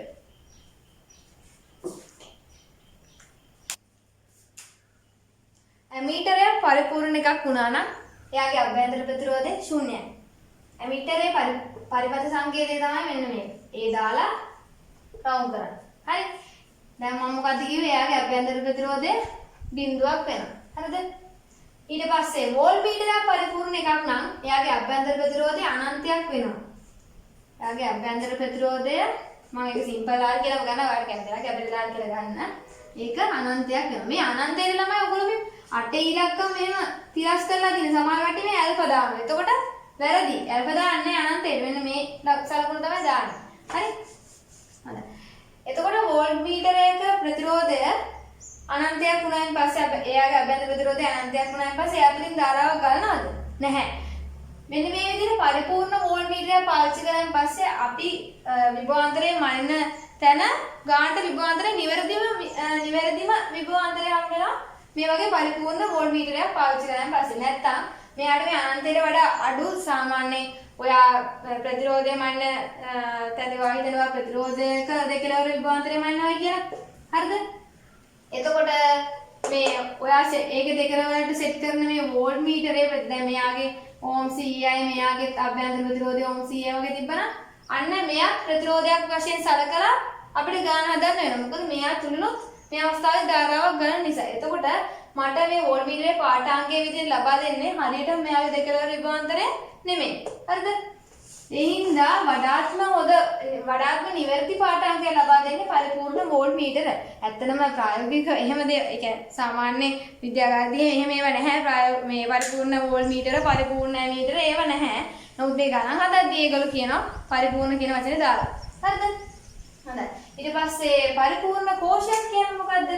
පරිපූර්ණ කෝෂයක් කියන්නේ එයාගේ අභ්‍යන්තර ප්‍රතිරෝධය නොගිනිය හැකි තරම් වල. නැත්නම් අපි එතකොට අභ්‍යන්තර ප්‍රතිරෝධය බිඳුවයි කියලා ගන්නෙ. නොගිනිය හැකි තරම් කිව්වන් පස්සේ මෙන්න මේ ආකාරයේ කෝෂයකට අපි කියනවා පරිපූර්ණ කෝෂයක් කියලා. ඔයගොල්ලන්ට පරිපූර්ණ කෝෂයක් කියලා අපු මම ටක් ගාලා ආසමනේ බිඳුවයි කියලා දාගෙන තමයි ගන්න හදන්න ඕන. හරිද? හොඳයි. මෙතන ඇමීටරේ තුලින් එතකොට එන ධාරාව එහෙම ගන්න විභව බැස්මක් නැහැ. මෙතන ඕනනම් නෝට් කියලා දාලා ලියා ගන්න. ඇමීටරේ හරහා විභව බැස්මක් නැහැ කියලා. හරි. මේ අවස්ථාවේදී මෙයා තුලින් මේව දාලා I එක දාලා I එක මෙහෙම කපන්න. ධාරාවක් ගන්න නැහැ කියලා පෙන්නන්න. හරි. එතකොට දැන් තව දෙයක් දැනගන්න තියෙනවා. මේ කෝෂීය විදුලිකාංග බලය කැපිටල් E නම් කෝෂීය අභ්‍යන්තර ප්‍රතිරෝධය ශූන්‍ය වුණාන් පස්සේ එයාගේ දෙකලවර විභවාන්තරය වෙන්නේ මේ විදුලිකාංග බලයම තමයි.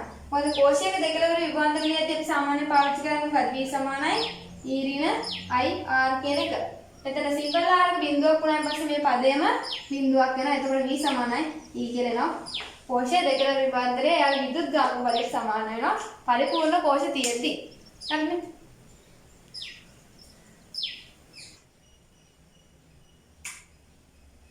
මේ ගාන හරි විශේෂයි ළමයි. මොකද දන්නවද? මේ බලන්න මේ වෝල්ට්මීටරේ ධන අග්‍රයකුයි ඍණ අග්‍රයකුයි මාක් කරලා දීලා තියෙනවා. ඊට පස්සේ ඒගොල්ලෝ කියනවා රූපේ දී ඇත්තේ පරිපූර්ණ වෝල්ට් මීටරයකි. එහි පාට අංකය කීයද කියලා අහනවා. පරිපූර්ණ වෝල්ට් මීටරයක් නම් එයා තුලින් ධාරාව ගන්නවද? නැහැ. මොකද හේතුව එයාගේ අභ්‍යන්තර ප්‍රතිරෝධය අනන්තයක්. හරි. එතකොට මේ බලන්න. අපි බලමු මේ සර්කිට් එකේ කොහොමද ධාරාව ගන්න කියලා මුලින්ම. හරි. පරිපූර්ණ වෝල්ට් මීටරයක දෙකලවර නැත්නම් මේ වගේ වෝල්ට් මීටරයක දෙකලවර සාමාන්‍ය දෙකලවර පාට අංකය ගන්න කොහොමද? ධන පැත්තේ විභවයෙන් ඍණ පැත්තේ විභවය අඩු කරලා. හරිද? මම ඒක මෙතනින් ලියා ගන්න. ඔයාලත් ඒක ලියා ගන්න. ලියලා කොටු කරමු. වෝල්ට් මීටරේ පාට අංකය සමාන වෙනවා ධන පැත්තේ විභවය. ධන පැත්තේ කියන්නේ වෝල්ට් මීටරේ ධන පැත්තේ. මේ මාක් කරලා දීලා තියෙන යාළ විශේෂයෙන්ම සමහර ඒවා තියෙනවා මාක් කරලා දෙන්නේ නැහැ. ඊට පස්සේ අඩු කිරීම ඍණ පැත්තේ විභවය. හරි. මේ කොටු කරගන්න. හරිද? හොඳයි. දැන් අපි බලමු. එතකොට මේ කම්බිය තුලින් ධාරාවක් ගන්නවද? පරිපූර්ණ වෝල්ට් මීටරයක් නිසා. නැහැ නේද? හරි. එතකොට මෙතනින් එන දැන් බලමු ධාරාව කොහෙන්ද කොහෙටද ගලන්නේ කියලා. මෙතන විභවය බිඳුවයි. ධාරාව ගලන්නේ නිතරම වැඩි විභවයේ සිට අඩු විභවය දක්වා. හරිද? එතකොට මේ 10 වෝල්ට්ගේ විභවය බිඳුවේ වඩා මොකද? වැඩිනේ. එතකොට 10 වෝල්ට් ඉඳන් මේ පැත්ත ඉඳන් මෙන්න මෙහෙම ධාරාව ගලාගෙන එනවා. එතකොට මෙතනින් එන්නේ මොකක් හරි අපි තුමු අයි ධාරාවක් යනවා කියලා මේ පාලට. ඒ ධාරාව මෙහෙම එනවා මේ පැත්තට යන්නේ නැහැ. හරි? ඊට පස්සේ මේක මෙහෙම යනවා. ඊට පස්සේ ඒක මෙහෙම ඇවිල්ලා කෙලිම පොළවට යනවා. හරි? ඊට පස්සේ බලමු මෙන්න මේ පැත්තට ධාරාවක් එනවනම් මෙතන විභවය වැඩි. මෙන්න මේ පැත්තෙන් මොනවද වෙන්නේ? මෙතන විභවයට වඩා. හරි? එතකොට මේ පැත්තෙන් එනවා කියන තුම I dash ධාරාව. හරි? එතකොට I dash ධාරාව මෙහෙම එනවා. ඊට පස්සේ මෙතනින් පහළට බහිනවා එහෙම. ඒ ධාරාව මෙහෙම එනවා. ඊට පස්සේ මෙතනින් මේ පහළට බහිනවා. එතකොට ඔයාලට තේරෙන්න ඕනේ මෙන්න මේ ප්‍රතිරෝධ දෙක ශ්‍රේණිගතයි. ඊට පස්සේ මේ දෙන්න වෙනම මේ දෙන්න ඒ දෙන්න ශ්‍රේණිගතයි. අර මම කියලා දුන්නේ විභව විභේදකයක් විදිහට ක්‍රියා කරද්දී කොහොමද එකේ ප්‍රතිරෝධය හරහා විභවාන්තරය ගන්න කියලා. හරි එන්නේ මේ සිස්ටම් එකෙන් තමයි දැන් මම මෙතන විභවයයි මෙතන විභවයයි ගන්න යන්නේ. හරිද? හොඳයි. අන්න මෙතන මාක් කරගන්න x කියලා මෙතන y කියලා දාගන්න. හොඳයි. දැන් මම මුලින්ම හොයනවා මට ලේසි කෝක කියලා බලන්න. මෙතන මේ බලන්න විශේෂත්වය ප්‍රතිරෝධ දෙක විශාලත්වයෙන් සමානයි. එකම ධාරාවක් ගලන්නේ. එතකොට මේ එක් ප්‍රතිරෝධයක් කරා විභව අන්තරයට එන්නේ මේක දෙකෙන් බෙදුවම වෙනගේ. හරිද? නැත්නම් ඔයාලට ඕන නැති ඒක හදලා බලන්න. හදලා බලුවොත් එහෙනම් කොහොමද එන්නේ? මේ අර අදින විභවාන්තරේ මම ගන්නකො V1 කියලා. හරි? එතකොට V1 එක එනවා මුළු විභවාන්තරය කීයද? 10න් බිඳුවක් අඩු කරන්න. උත්තරය කීයද? 10යි. එයාගේ ප්‍රතිරෝධය 100 බෙදීම ප්‍රතිරෝධ දෙක එකතුව 200යි. ඔන්නව කැපෙනවා උත්තරේ එනවා 5 වෝල්ට් කියලා. දැන් මෙයා හරහා විභවාන්තරය 5 වෝල්ට් කියලා එනවා. හරි? එතකොට විභවාන්තරයෙන් 5 වෝල්ට් කියලා ආවේ. එතකොට මෙතන විභවය 10 නම් මෙතනගේ 10න් 5 අඩු කරන්න 5යි. හරි? අන්න එතන විභවය වලට වෝල්ට් 5යි කියලා. එතකොට මේක හරහා විභවාන්තරය කීයක් එනවද? 5 වෝල්ට්ම තමයි. 5න් බිඳුවක් අඩු කරන්න 5 වෝල්ට් එනවා. හරිද? ඊට පස්සේ මේ පැත්ත බලන්න. මේ පැත්තේදී දැන් මෙතන ඉඳන් එහෙම ගන්න බෑ එකපාරම. මම අර සමීකරණය ඇප්ලයි කරලා මෙන්න මේක හරහා විභවාන්තරය හොයාගන්න. ඊට වඩා ලේසි මෙයා හරහා එවුණා. අඩු කරලා ගන්න ඕනේ දැන් ඊට පස්සේ. මේ කෙලින්ම ගත්තා V2 එක V2ට අදාළගේ තමයි මෙන්න මෙතෙන්ටත් එන්නේ. V2 ගෙන් බිඳුවක් අඩු කරා V2 මනේ. ඒකයි. දැන් මම දැන් V2 ගේ අගය ගන්න යනවා.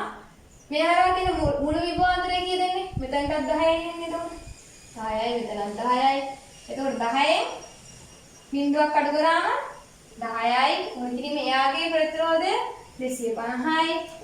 ඊට පස්සේ ප්‍රතිරෝධ දෙක එකතුව 750 250 එකතු කරාම 1000ක් එනවා. මෙතීම 1000යි. හරි ඊට පස්සේ මේකට මේක කැපිලා ගියා. 25 10න් බෙදුවම 2.5යි වෝල්ට් කියලා එනවා. එහෙනම් මෙතන විභවය කීයද? 2.5යි වෝල්ට් කියලා එනවා. එන්න මේ විදිහට මට ඒක ලියා ගන්න පුළුවන්. හරි. එතකොට x පොයින්ට් එකේ විභවය එනවා නැත්නම් x අග්‍රයේ විභවය එනවා 2.5 වෝල්ට් කියලා. මෙතන y අග්‍රයේ විභවය 5 වෝල්ට් කියලා එනවා. හරි. දැන් මේකට ආදේශ කරමු අපි උත්තරේ හොයාගන්න. ධන පැත්තේ විභවය කීයක් ආවද? 2.5 වෝල්ට්. ඍණ පැත්තේ විභවය කීයක් ආවද? 5 වෝල්ට්. දැන් 2.5න් 5ක් අඩු කරන්න උත්තරේ ඍණ 2.5 වෝල්ට්. එහෙනම් මේ වෝල්ට් මීටරේ වෙනෙන පාට අංකය ඍණ 2.5 වෝල්ට්.